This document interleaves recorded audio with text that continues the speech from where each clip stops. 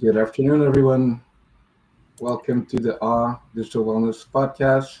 Thanks for joining today. Today we have a very special guest, Stephen Mateka, joining us to have a discussion about youth mental health and resilience. Dr. Mateka is a board certified child and adolescent psychiatrist and has a lot of insight to share, as well as a real love for education and awareness on those topics. Welcome, Steve. Thank you, Christian. I think you described it perfectly. And we have also Mark, who's joining us from Germany. Marc Ritter is our AWE co-founder, therapist, neuroscientist, and also has a lot to share on the topic. Let's perhaps start with a general question on what you're seeing, Steve, in the youth mental health trends for the last few years. What's going well? What could be better? Unfortunately, last time we spoke, you were saying that there were sicker and sicker kids coming in with an overwhelmed system. It does seem to be the case, and the research supports that. As we've seen the fallout from the COVID-19 pandemic, it, it put a significant strain on our system, as well as the caregivers of kids and teens. Talk about the good news is that the destigmatization around mental health really accelerated. It became something where everyone knows somebody, if not themselves, who was struggling at some point in time.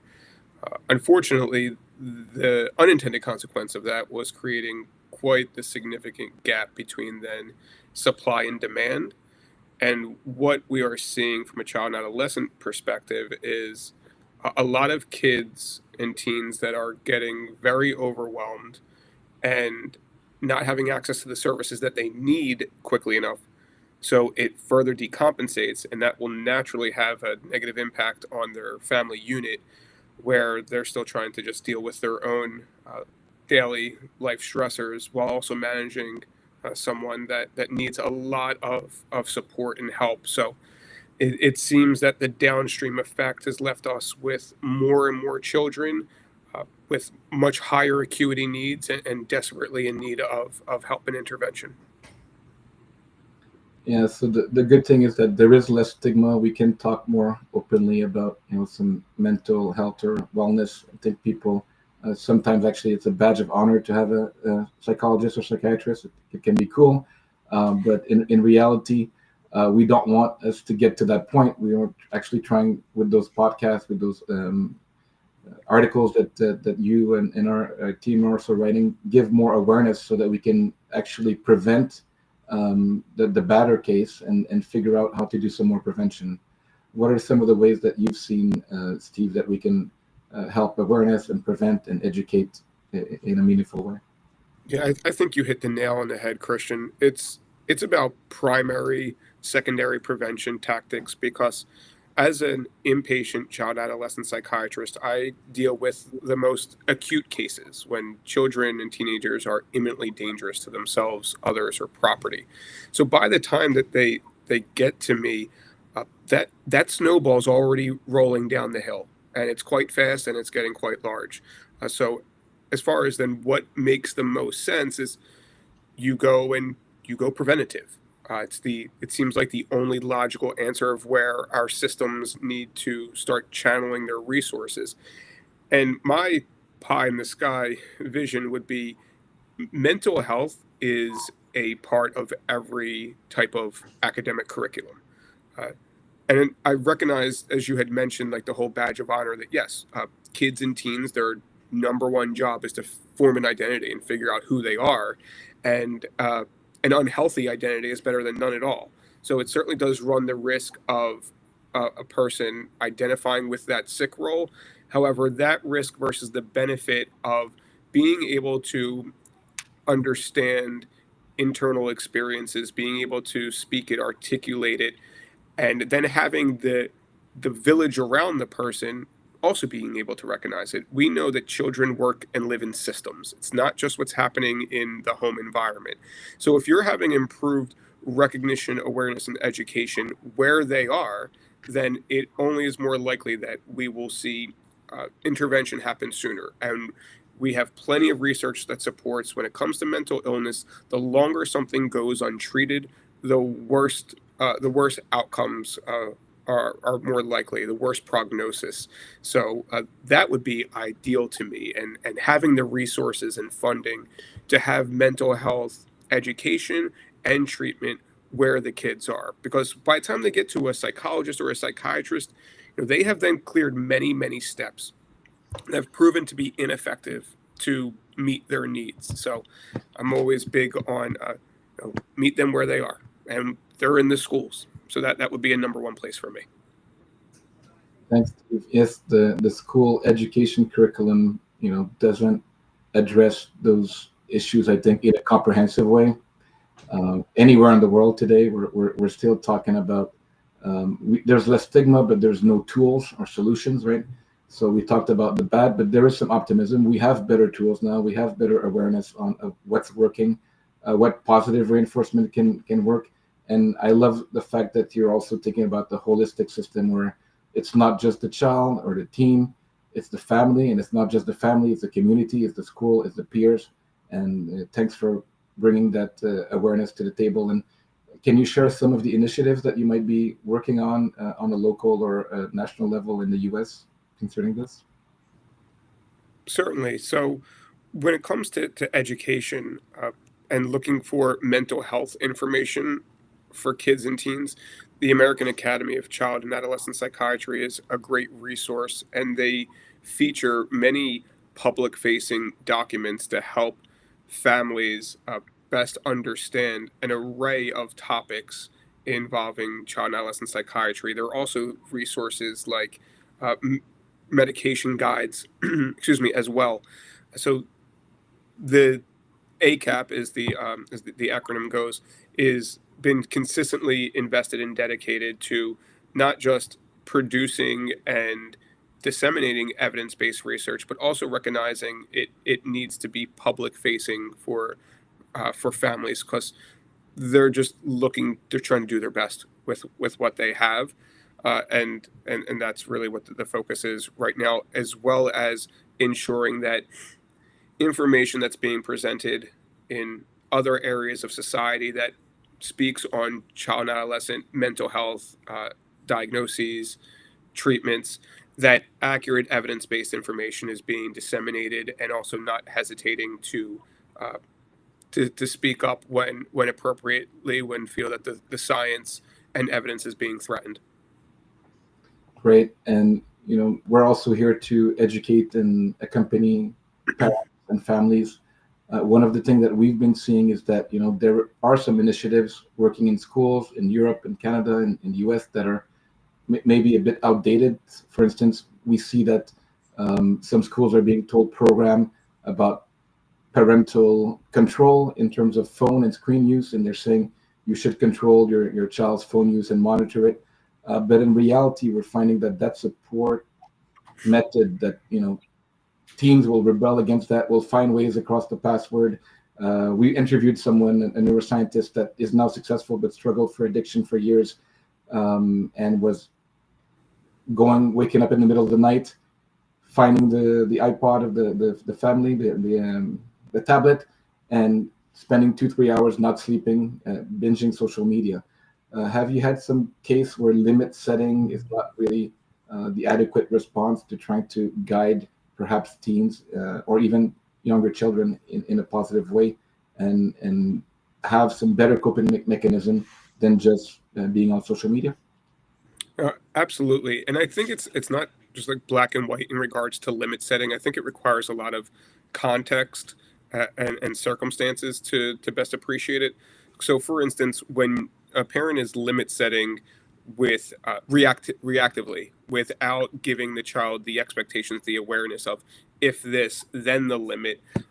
One, there is a place that the child is much more likely to defy that limit, as well as if the parent is or caregiver is not taking the time to try to understand where the child is coming from, taking the approach of curiosity, empathy, understanding without judgment. It doesn't mean that you have to agree, obviously, with what the child is saying, but it gives you the chance to best understand why does that child so desperately and badly want to be on social media or on their screens? Because we know it's offering some type of benefit in some way, shape, or form.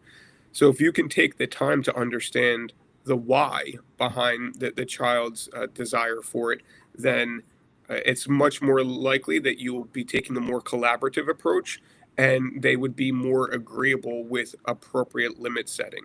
Again, as working in hospitals for kids in crisis, it is very common for me to be treating youth that presented to the hospital after a really severely dysregulated episode because they had to get off their screen, or their reaction to what's happening on their screen, usually most likely in regards to video games, but also happening with things like group chats, Discord servers, things of that nature.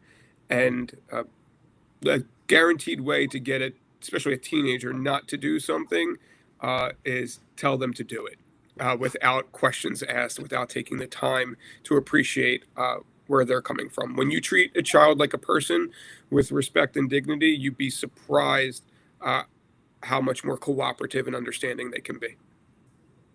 Totally agree.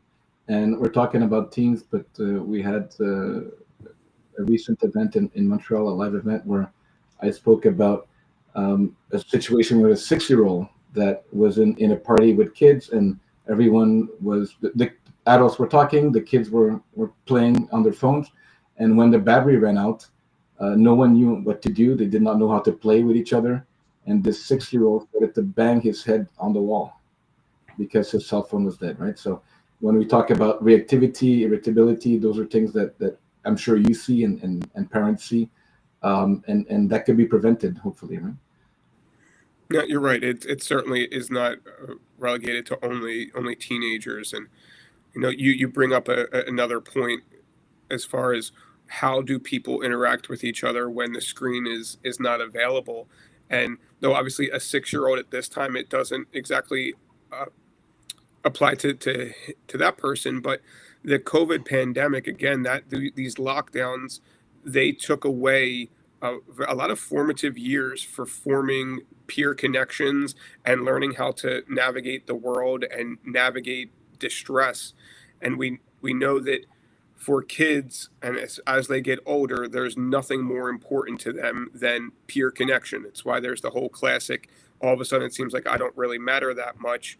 That's like with the older kids. But again, like to the younger, if you're not having the opportunity to interact with other children, and then you don't want to, I'm not here to blame a caregiver, because we're all just trying to do the best we can with what we got. So if you're in a situation where you don't have the bandwidth to be able to take the time to teach that, to model that, uh, or to just allow for that environment, it's easy to appreciate then how maybe the road to hell becomes paved with good intentions, because they're just trying to provide for their family and for that child, but in the same instance are actually not preparing them for the next phases of life. Thanks, Steve. So true. Um, we have also potential questions from the audience. Thank you everyone from joining live. If you're here live, feel free to ask questions to either Dr. Mateka or us about topics you want to discuss. And Mark, do you want to talk a bit about digital pacifier and how have you seen parents use tablets and phone, Yeah, perhaps in the wrong way? absolutely. I was about to just share a personal story of when I was on vacation, at this beautiful resort with palm trees, beach. And there was a pregnant mother with her child, and the child was screaming, right? And it seemed like she needed some outlet or some pacifier herself. So she actually gave the phone to the kid, who's probably like 5 or 6. And then I looked at what she was doing on her phone. She was scrolling on TikTok on the reels as well. So it's used on both sides, right? As a pacifier essentially. And I think the parents are burned out, or as you said, Dr. Mateka, not even equipped, right? If to be in a position to be the caregivers in that context. And it seems like this definitely strains the relationship between the parents and the children. And if I think 20 years ago, when we didn't have smartphone technology as ubiquitous as it is today, whether you would be forced in that position to actually pay attention to your child, and what the long-term effects, what are the outcomes of this, sort of parenting on the children, right? So it's a lot more common than we think. Yeah, I fully agree with you. And it's when we talked about the education again, it speaks to, it's not just for the kids. It's the importance of caregivers being able to be equipped with the appropriate tools necessary to recognize and meet their child's needs, but also like for their own. One of the classic things I will say is that it's a lie that you can't help anyone else without helping yourself. Like, you absolutely can help others without helping yourself. However, you're not going to be able to do it for as long as you want to, or to the best of your ability. And in that case, as you had mentioned, Mark, it was about that the parent needed their own outlet. They needed their own breath and moment of what wellness looked like to them. Now, granted, maybe that scrolling was just to avoid and detach and dissociate from the reality in the moment. But I think, with moderation, it's, social media, it's obviously it's ubiquitous, it's everywhere. So I don't think it's all bad when it's being utilized for true moment of decompression or relaxation. But as you mentioned, when it turns into the go-to of, I feel distress, so I'm going to escape, that's when we know that just because you're escaping it doesn't make the issue go away. And then the concern becomes, okay, are we going to address this issue on my terms, where I'm willing to confront, process, problem solve of why I feel I need to escape in the first place? Or am I going to continue to just push it aside until basically it like eats me alive from the inside out, and then comes out exploding in a way that I would not want it to, and then you get much dire and undesired consequences. Yeah, thanks to both of you. I think, we talked again about holistic approach. It's not just one person, one behavior. It comes from many things. And there is this misconception. We looked at some recent study where, everyone's complaining that Gen Z is too much on their phone, but in fact, millennials are actually checking their phone more often, right? So it's the parents also that are there, that are doing this, and children model, right? And sometimes maybe the parents are using their phone for work or for grocery shopping or for practical reasons, like you mentioned, intention, right? So social media and the internet or technology is not bad per se. It's all around us, but it's to use it with intention and also communicate with our peers in a relationship. Yes, I'm using this for this purpose. I'm not distracted. I'm doing this with attention. And I will be there with you to give you a full attention and play with you. And so I think this disconnect that's missing on how we're using it and how we're communicating, how we're creating healthy boundaries and communication about screen time. Yes, and just for the sake of the audience, like, none of us are infallible. Like, there are certainly times where I'm giving my son a bath, and I'm getting calls from work that are urgently need to be answered. And as I'm taking that call, can rest assured, some splashing in the tub starts picking up more than usual, because again, it's the child just doing their best to ensure that they're getting their need met of connection seeking with their parent. And then you can imagine, like you said, if you're not approaching this with intentionality, being able to communicate that to the child in ways that they would understand, you run the risk of that becoming a learned behavior that you don't. And I don't blame the kid one bit. Their job is to figure out how to get their needs met. If they learn that, if they become defiant or dysregulated, and it gets them your connection, well, then they've learned that's what works. So they would be incentivized to continue to do that. We also know that things that are reinforced on an interval ratio schedule are the hardest type of behaviors to extinguish. So it's like thinking of the slot machine. Like, I don't know, I hit the jackpot once, I'm gonna keep pulling it because this might be the time that it hits again. So then that also speaks to the importance of the consistency for the parent, because if you're only doing it sometimes or only giving in sometimes, then in the child's mind, it's always going to be, well, maybe this time it'll work. Maybe this time it'll work. If you are though then consistent, then you're communicating to that child, this is no longer going to be an effective strategy, and we need to do something differently to get what you want. So true. And in neuroscience, we know about the dopamine reward circuit and how the slot machine is what the brain loves. That's why, gambling is so prevalent, and it's not just gambling for money. Everything is, as it's more aleatory, people are reinforcing that behavior. Um, Mark, would you have any example of clients that you saw that might exhibit some of those behavior? Well, yeah, absolutely. I recently spoke with a client who actually has pornography addiction. And, you know, Dr. Mateka, you spoke a lot about maladaptive ways to get your needs met, right, through certain modes of behavior, and how this repetition formulates these habits over time. And so what this client actually mentioned to me was that he feels unworthy of a partner. He feels disgusted with his own behavior, that not just normal pornography, but going into these sex chat rooms, and he can't open up to anyone. And so why would anybody want to be with me, right? I'm unlovable. And the only way for him to fulfill that need for love and connection is by going on these sex chat rooms, right?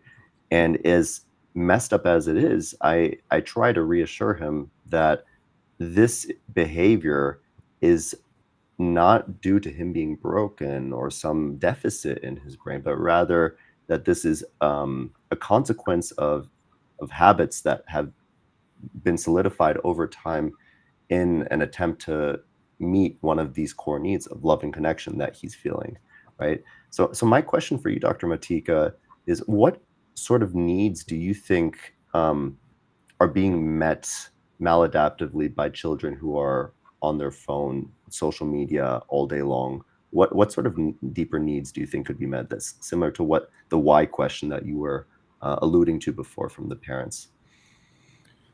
Certainly. So I'll start with saying I absolutely agree with your conceptualization of how you described your patient, because especially from a cognitive behavioral therapy standpoint, those core dysfunctional beliefs of fear of not being good enough, fear of not being lovable, are some of the most powerful drivers for human behavior. So I think it's great that you have the ability to take the behavior and recognize what it is a manifestation of, instead of judgment on the behavior in and of itself. And that's really the approach that I take with kids and teens as well. Is like, okay, help it make sense. I believe everything makes sense. Just, do I have the information available to me for that to be the case? And when it comes to the the age of children that would be most likely having a lot of that access to screens and social media, you talk about, and it's two things I've alluded to, that one, there is nothing more important than pre-adolescent, adolescent, than connection with peers and peer approval. So I think in one Mhm. regard, that is very much so is what is being met, and that's where their cohort are located, is online. And on top of that, as I mentioned, developmental milestones, they don't stop with like toddlerhood. It doesn't stop at learning how to walk, talk, be potty trained. Developmental milestones occur across the lifespan, just show up in different ways. And those preteens and adolescents, as I mentioned, they're looking to form their identity, and you get to swipe through a lot of things online to figure out what makes the most sense for you and where you feel like you fit in.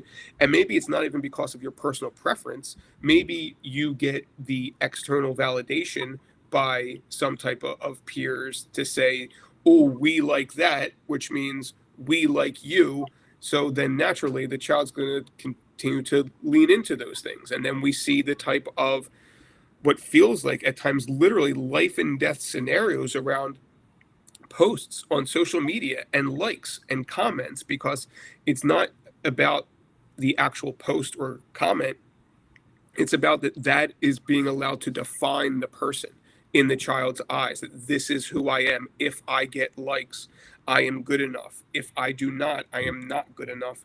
And then, as we mentioned, that leads to a slippery slope of what do you need to do to feel that. So it's pretty natural for teenagers to seek that external validation. And we know that when someone's decision making is based off of what you think someone else may want, it is a pretty fertile ground to start compromising the values, the morals, the life lessons that your caregiver had been teaching throughout the lifespan up until that point. Yeah, that reminds me of the British Netflix series Adolescent, who depicts some teenagers in social media who actually feel that, and then they become dysregulated, have some actions and behavior that are based on those real feelings that they're looking for this connection. And Mark has asked before, what does that do to preteens and teens? And we now know from research, actually from University of Montreal, that did a longitudinal study of 15 years of saying what is the average screen time you have at 15 years old versus 25 and 30, and there is some correlation, right? So as soon as you're starting the process, you're creating those behavior, and you might become a porn addict, like Mark is talking about, or social media, or we know that the greatest cause of death for people under 40 is suicide, right? So mental health has real consequences, and we would want to prevent it rather than to fix it, right? What would be some of the solutions that could help in terms of advocacy, awareness, or even technological solution that you have seen or heard about? Well, when it comes to suicide prevention and resilience, one of the things they very much have in common is that the top protective factor is a support system. That is the difference maker in all of these cases. There's nothing stronger to predict someone is resilient or maintains their safety than their support system.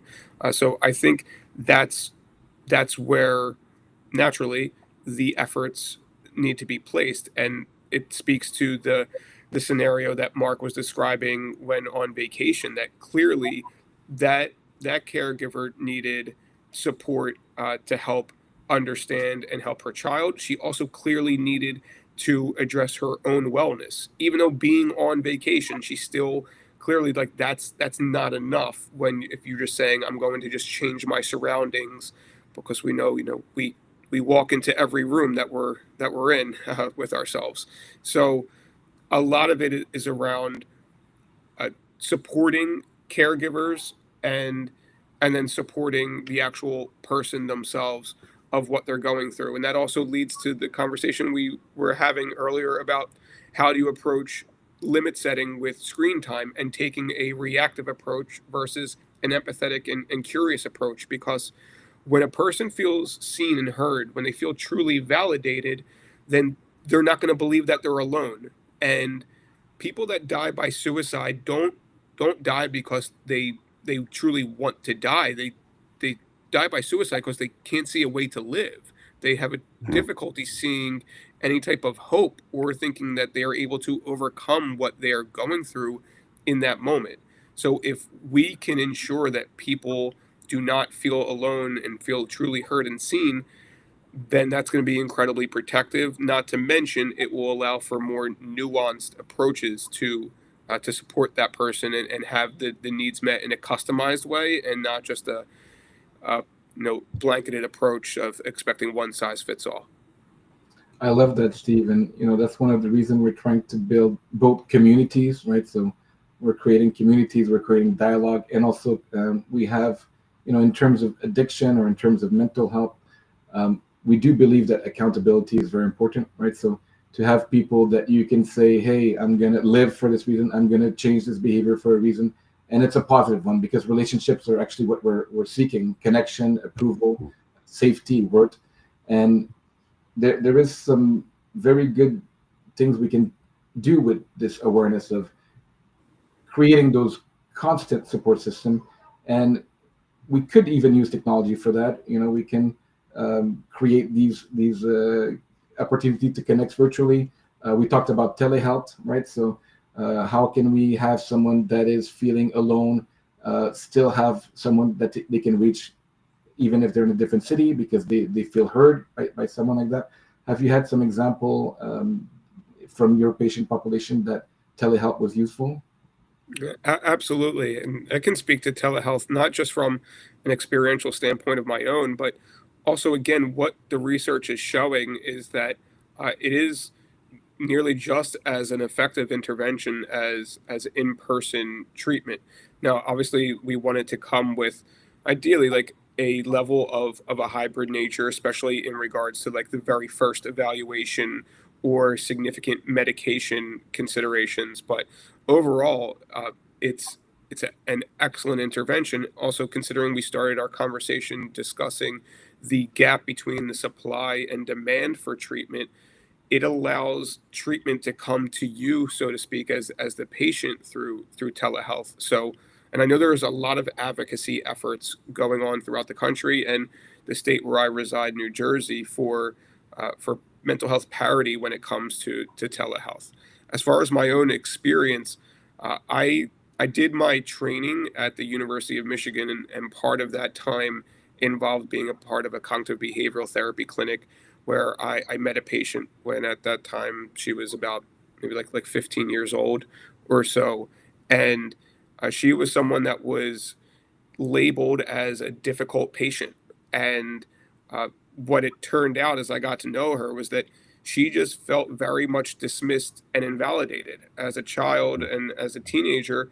When she would be going to her appointments, she felt like the providers would be taking her parents' word or description of things at face value and uh, would not look to corroborate anything with her, but then not vice versa. That if she expressed her concerns, it didn't seem like there was any effort to obtain information to support it. So I was someone that she really clicked with and connected with, and she made some good progress. But then I completed my training and returned to New Jersey, and it was about a year or so after I had returned to New Jersey that uh, family was able to track me down and express that they felt like there really wasn't a match since we had left, and I had maintained my licensing in Michigan. So I agreed to start meeting with her again, and I have been working with her on a weekly basis for teletherapy, and she is thriving. It is one of the most gratifying professional experiences I've ever had in my career. We even wrote an article in the American Academy of Child Adolescent Psychiatry news magazine together detailing her her story and her journey. And if it wasn't for telehealth, it wasn't for teletherapy, it's hard to say where she would be. It I'm not going to completely speak for her, but I think it would be safe to say she would have a hard time believing she's in the place that she is right now in her life, thanks to teletherapy. Well, thanks for this specific poignant story. And we also have a telehelp, telecoaching, teletherapy platform which are impacting. I have clients in Europe. We have clients everywhere, and having the right fit. And I've been told, yes, I had the psychologist or psychiatrist or this before. I've had 3 or 4, and once you have the right one, now it could be anywhere in the world. And that's really an important factor, that you have more choice and that you can build that relationship. Of course, ideally hybrid, especially if there's medication, but there is so much more support than this bogged down of waiting lists, right? You need a psychologist today. Well, wait a few weeks, months, we'll see, right? And that's where some of those kids and youth can fall off the craft, right? And you make a great point about the fit. We know that the rapport, the therapeutic alliance, is an essential predictive factor of progress and improvement in treatment. And when you juxtapose that against the wait lists and the wait times, someone can feel fairly stuck because I don't have an option. This doesn't feel like a good fit, but I don't have any other option, and this is better than nothing. Whereas, as you mentioned, with telehealth, you have the opportunity to much expand that network and find the right fit, because that is an absolute difference maker when it comes to a patient making progress in their treatment. Great. So talking about your specific case, I remember, I think that, went to university, and this week I was interviewing some new people to join our team, which one of them was for many years counselor and therapist in a university here, and dealing with students, especially in the health science, because there's more stress in the medical and health science field, and literally seeing hundreds of patients a year and seeing the stress that university students, college students can have. Do you want to talk a little bit, Steve, about the switch from high school to college? And then Mark also has dealt with a lot of unmotivated university students that he can share some of the stories as well. Yeah, no, I'd love to, because it's such an important time of life, not just for the person that is transitioning to university, but also obviously for the family as well. One of the things I say about teenagers is that they are experts on not appreciating the idea and reality of something, and that they have lived long enough to have life experience that has them semi-informed, but not lived long enough to realize they're only semi-informed. So that type of transition comes with an immense amount of autonomy and independence.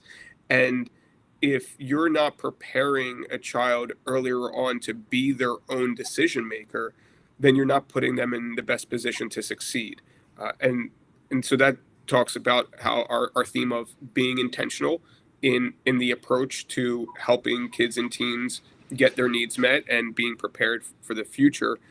But it also speaks to, again, let's talk about the reality of it. What's the reality that comes with that level of freedom and autonomy, and those taboo topics like sex and drugs and alcohol, and not as taboo now, but then like completely no restraint on screen time, like these types of things. If you are not having open and honest conversations, if you're not willing to have the hard conversation, then you're saying that the distress I, as the caregiver, feels about talking about this is outweighing what is truly best for my child and our family in the long run. And I think it's incredibly important that we're willing to have just real judgment-free conversations, because you want to understand how does your child think, how does your child make their decisions, and how does that then translate to when they go on their own. And then it's also just some practical stuff, Christian, like, do you know how to do laundry? Do you know how to access public transportation? Just being able to navigate the things that maybe kids and teens at that point were taking for granted, and they don't have their, oh, you know what moment now that it's all on them. Thanks, Steve. And Mark, do you want to share some of the struggles you've seen with university students? Absolutely. There's been a rise in ADHD-like comorbidity, especially amongst university students who are prolifically or constantly using their smartphones. In my experience, from what I've seen, I want to talk a little bit about the indirect consequences, though, of smartphone use. It used to be that boredom was the incentive for exploration, to go out, to make friends, to go explore the environment around you. But when you're in a novel environment and there's a lot of, uncertain outcomes around you, a lot of strangers, and perhaps you feel overwhelmed with these uncomfortable feelings inside of you. You're no longer living with your parents. You're not in your hometown anymore. You're off to college. The easiest solution to run away from those uncomfortable problems is in your pocket. It's on your phone, right? The accessibility has never been higher than before. It used to be, 20 years ago, that those uncomfortable feelings were the impetus to go out and explore, meet people, and actually deal with the source of the suffering.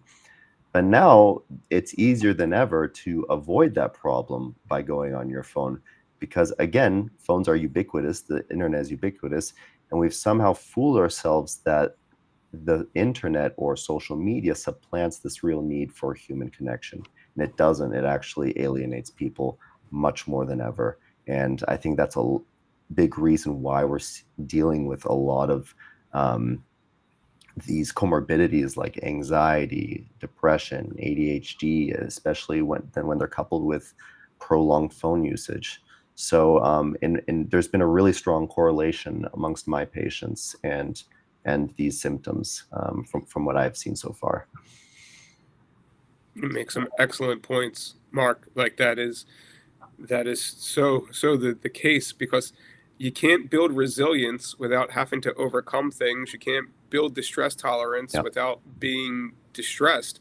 And we know that, you know, from a behaviorism standpoint, people do things to get what they want or avoid what they don't want. And when you, like you said, you have easy access to avoid, and then it's effective, there's not much reason to keep on doing it. And a common refrain that my patients hear from me is, I don't blame you.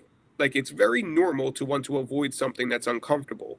But then the question is it giving you the results that you're looking for? Is that approach to addressing that uncomfortable feeling actually effective? And like you said, you know, people are great at fooling themselves and rationalizing that it is, when the reality is it clearly is not. I love that take. Thanks, Mark and Steve. Yeah, and I think sorry, I just want to add one point. On the other end, you have some of the brightest minds of our generation and around the world working at these large tech companies to make this technology, these algorithms, as addictive as possible. These algorithms, in a certain sense, they know more about the people than they perhaps know about themselves. They know exactly what type of content to show at which time to keep them engaged, you know, check off those metrics that they're looking for: high engagement, high retention rate on these platforms. And this makes it even more difficult. We talked about support networks, but at the end of the day, a lot of these people are fighting against these algorithms, these addictive platforms on their own, right? And it's them against these companies that are engineering addiction, right? So it's extremely difficult battle in a sense. And then they're fooling them that the solutions, right, are just more likes, more swipes, right? And so it's a recursive, it's a vicious cycle that just keeps causing these people to be deeper and deeper in the problem, right? That's all I wanted to mention. You can't address something if you're not aware of it. And so just you saying this, it's so important to raise that awareness that it's not just you versus the algorithm. It's who is behind all of it. Like that is such an important message to convey, because otherwise you're not going to think, you're going to be none the wiser. And like you said, that when the blind spot that we have to ourselves, that everyone has, there's always that part of, I don't know what I don't know.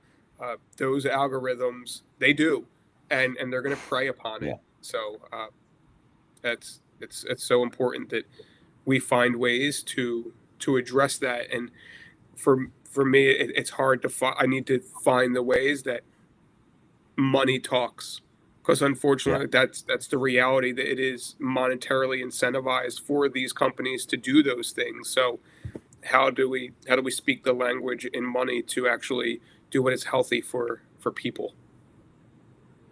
Well, we can try to build sustainable and compassionate organizations that can make money but have different goals than just monetary values. You know, that's what we're trying to do, and we're not alone. You know, we have partners, we have a lot of people in the field saying we can do better as a society, we can do better as organizations, and as human beings, individuals as well, right? So there is hope. There is not just the all-encompassing algorithm. There are beautiful conversations like today. But I wanted to highlight two things from your talk. One is the avoidance, right? So you both mentioned how avoidance strategy is effective.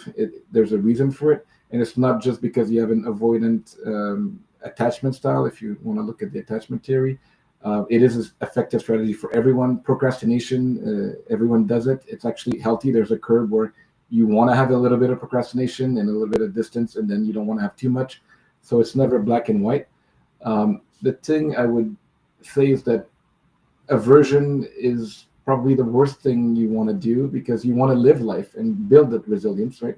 You want to seek rejection and challenges that are healthy and not overwhelming, and you want to have more positive reinforcement. And when we're talking about what's missing for a lot of the youth is a sense of purpose and meaning, right? So they're feeling isolated. They're comparing themselves on social media with people that are either fake or that they're just one out of 0.1%. And then they feel bad about this. And then they don't know what they're going to do with their life. Are they going to be an influencer? Are they going to be an AI engineer? Are they going to be a doctor? But how difficult is that when every few minutes I have to check my phone, right? So all those things are making it difficult for people to have a higher purpose, to have a different mission that they can be focused for a longer amount of time, right? So we know that attention span has been really going down. People can't read anymore, can't read long articles or full books. They use resumes or chat GPT to tell them what it is without like going deeper, without checking the references. And I think those are things that, parents and society, teachers can be involved in re-educating the fact that, yes, we can use technology, but we can also use our cognition. We can also better regulate our emotions. Yes, I again fully agree with you. And again, aversion being the key word, especially when you're a child's at an age that they're looking for purpose. That comes with a lot of egocentrism that is developmentally appropriate, where they feel like they're on the stage, they feel like they're the main character all the time. So it then leads to a very large aversion to fail, and not wanting to even put yourself in that position to fail. And we know that the reality is that failure is a teacher. Failure is a mile marker. It shows you how far you have come, how far you still need to go. There is value in failing. But when a child is concerned that a failure is an endpoint and defines them, then it's no longer in their risk benefit analysis for, in their brains. It's not worth it. And I think, you talk about how ChatGPT, how AI doing some of the work that is preventing from obtaining skills that would allow someone to have more introspection and thought provoking conversations. We also know that things like ChatGPT or like these chatbots, they more or less fuel narcissism, for really like lack of a better term. They're going to tell you what you want to hear, and make you feel great and give you a lot of external validation, which of course, again, everyone needs support, everyone needs positive words. But if your perspective or thought process has significant distortions in it, and it's impacting your ability to function appropriately, then obviously you're just further reinforcing something that is negative, unhealthy, and at times pathologic. So so important that, again, we are aware that Chat GPT is not a therapist. It's not a place to be able to figure yourself out, because it's going to put a mirror up in front of you, but it's going to make you look like you're the best thing in the world. And we know that we all come with our flaws and areas for improvement. Thanks for pointing that out, Steve. Yes, it was one of the criticism of ChatGPT 4. They didn't do much more in the 5, but as you mentioned, and that point cannot be more important.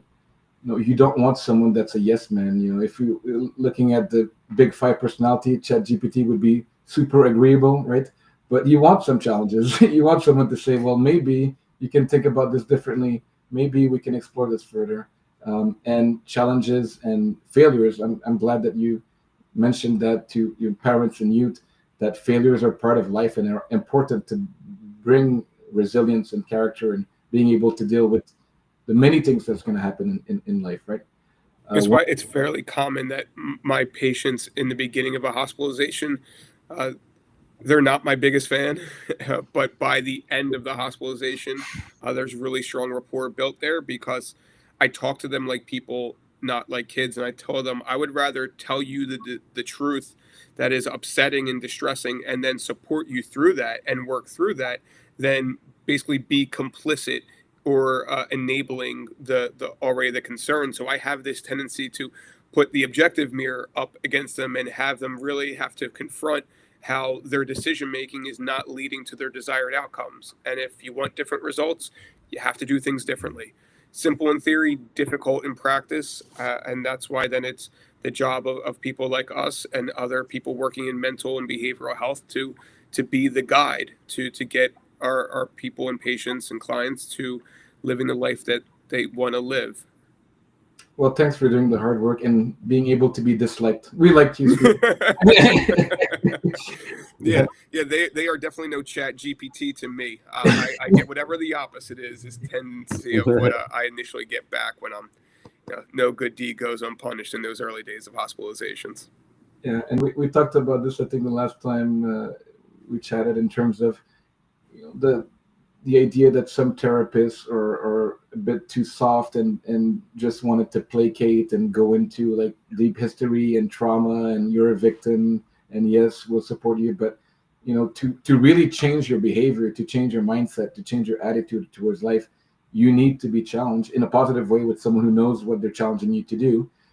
Not challenging you to do something antisocial, actually the opposite, and then seeing what that could do. It takes time, right? So you have to go through the discomfort, to the distress, but eventually, like you said, eventually they like you, right? So that's good. Yeah, because challenging and being empathetic and supportive, like it's not mutually exclusive. They're allowed to be held at once. You can appreciate someone's trauma and how unfair and undeserving it was, and how it excuse me, how it impacted them. But then the true empathy is that impact and the way they've been dealing with it is not giving them the life that they want to live. So yes, I say to my patients, I think one of the most unfair things about trauma is that it's unfair that it happened to you, and then you are the one required to then do the most work to overcome it. If it was truly fair, the thing that just happened to you and changed your life, then something else would just happen to you and make it all better. But just because that's not fair doesn't stop it from being the reality. So we can either continue to live in this unfair world and do nothing about it, or we can address things in a way where it doesn't feel fair, but at least it leads to healing and growth and progress. Thanks, and that's why I love ACT or ACT as a therapy, because you have to accept, right? And the feeling of injustice is actually in neuroscience is from the insular complex, right? So everyone feel injustice, but if you really think about it philosophically, life is not fair. You're not promised to be here. You're not promised anything. And the sooner you can accept that, the sooner you can act, right? So action and toward those goals. Absolutely. I have two comments actually, Steve, for you. So what contradicts, I fully agree with everything you're saying. This tough love therapy approach is the best way to go, and compassion and being stern with patients are not necessarily mutually exclusive. There is a fundamental problem that I see in especially in the US with the profit incentivization model of modern therapy, being if patients pay their therapist, there's actually an incentivization to hold on to the patient as long as possible, thereby let's focus on the problem and draw it out as long as possible so that the provider can actually get as much bang for the buck as possible, right? And I think Abigail Shriver actually talks about this in her new book, Bad Therapy, being that modern therapy in a lot of cases focus more on the problem, right, that people have experienced, the trauma that they've experienced, rather than the skills that they can build to overcome that adversity, right? So that's the first point that I want to make. The second point being, I'm really glad that you brought up AI.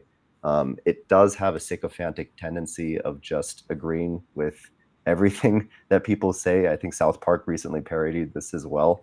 But we talked about the accessibility problem of therapy, right? A lot of people can't afford to go to a therapist, a good therapist at least. And they turn to AI, to ChatGPT, because it's free, right? And they start using it. And then AI, will give perhaps some good suggestions, but will also agree with a lot of what the person is writing in there. And we've had cases like what happened a few weeks ago with this, I think it was a boy out of Florida who commits suicide, and now OpenAI is getting sued by the parents because ChatGPT basically agreed with this boy's suicidal ideation, encouraged him to actually carry out this act, unfortunately. So on the one hand, we have sycophantic AI who says, yeah, of course, everything is unwilling to disagree. And then on the other hand, you have therapists who are unwilling to disagree because they don't want to risk losing their clients, right? So there's two of these factors that are just exasperating the problem in a certain sense, right? Yeah. So I'd love to hear your thoughts on Certainly. that. So yes, we're absolutely on the same page when it comes to the AI and great use of sycophant. That's a fun word to say with them. And then when it comes to the therapist, I mean, maybe I'm naive. I would like to believe that most therapists aren't conscientious that they're doing that it's not done with malice and intention to draw out someone's suffering for their own monetary gain. I would like to believe that would not be the type of fabric of someone that chooses to pursue that profession. But with that being said, just because they may be well intended doesn't mean that that's not happening. And I mean, my initial response to it is, we've been talking about that there's such a large gap of supply and demand. Like, if you heal your patient, if you get to the point where they're okay, like, there's going to be someone else that needs your help. I tell my patients, you know what the number one goal of coming to the hospital is? Leaving the hospital. You want to know what's the number one goal of coming to the doctor? Not needing the doctor. No one wants to have to need a therapist or a doctor. Even if they're in the position that they really want one, they don't want to be in the position to really want one. So I think, again, speaks to likely the importance of raising awareness and likely and supervision for therapists and doctors themselves, because to me, I feel like we're talking about blind spots. It almost reminds me of the algorithm conversation from earlier. Like, they know you better than you even know yourself, and may not realizing that that's what you're doing. But there's always going to be someone else that needs help. So I wouldn't hesitate to allow a patient to graduate, because that's what we're here for, I'd like to believe.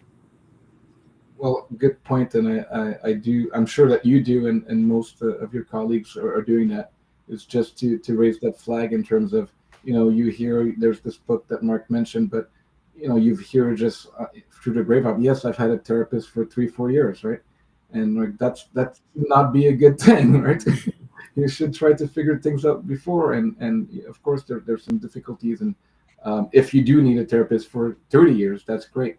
But that should not be kind of the standard of, hey, let's have this relation. We have this good therapeutic alliance so that we can just feel comfortable and not move forward in the things that we need, right? So a bit more goal-oriented outcomes would help the patients and also the system, to, as you mentioned, to be going to the next and helping someone else that needs it. Fully agree. Any closing remarks? We're coming close to the hour. Mark first, and Steve as well. I guess I have a quick question for you, Steve. Given your experience in the field, there's an interesting conversation, being had right now about the overlap between ADHD and addiction, and I would love to hear your thoughts on whether you see a correlation in the rise of ADHD cases that you've been seeing and the preponderance of technology use.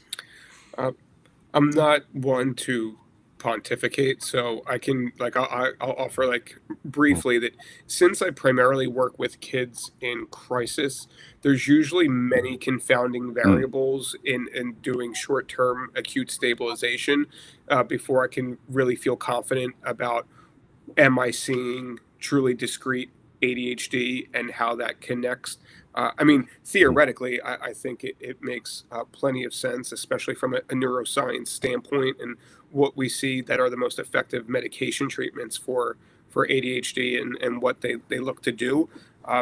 So I'm going to defer to speak on it, because I honestly feel like, Mark, based on your work, you probably are more well equipped than I am.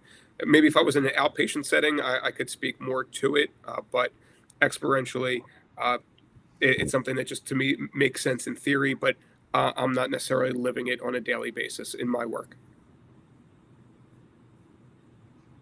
Thanks, Steve. And is there, in an ideal world, what would be kind of the improvements that we can do in youth mental health in the next 5 or 10 years? What would be some of the things we should focus on? I think it's primary prevention of education, of understanding. We know that anxiety disorders age of onset is in latency school years. Age of onset of mood disorders are in early adolescence.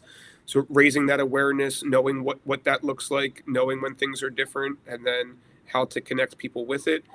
And then it's breeding resilience, self-efficacy, internal locus of control, like the ability to there's so many things to blame in this day and age, and look towards, and wanting to control the things that we wish we could but we can't, and then minimize, discredit, ignore the areas in our lives where we still do have a lot of power and control.